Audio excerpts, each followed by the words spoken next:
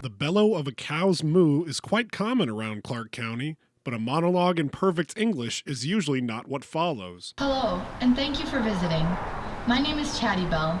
Unfortunately, I was not part of the exhibit at the 1964-65 World's Fair in Flushing Meadow, New York. Chatty Belle holds the title of world's largest talking cow and is an icon of the city of Neillsville. It's a pretty hot tourist destination, whether people are driving by or World's Fair aficionados seeking it out.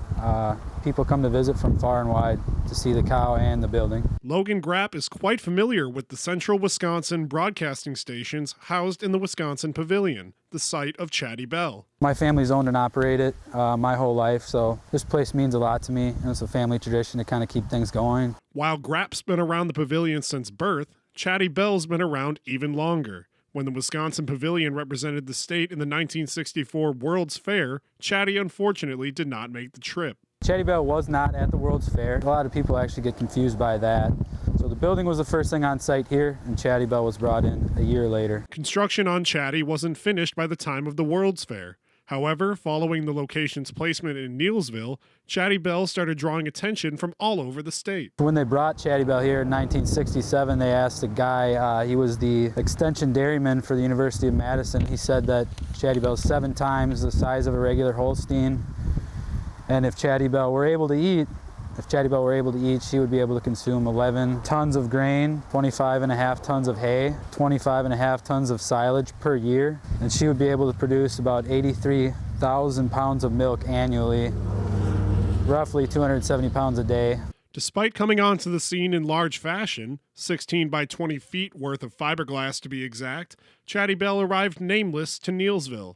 A contest was held in elementary school classes, which was won by loyal resident Jody Smith. Her and I were sitting in the kitchen debating what to call the cow, and Mom said something about that it talks. And so somehow we got the name Chatty. And I said something about that cows wear bells. And that's how we got Chatty Belle. There was like 2,000 or 3,000 that had entered. And I was at the Catholic school in first grade when they announced who had won. And the nun had turned the radio on for us because it was very important. And they announced my name and I started crying. Besides the naming rights to Chatty Belle, Smith was also provided a unique prize. There was 100 pounds of butter, and my mom and dad donated 50 pounds to the Catholic school.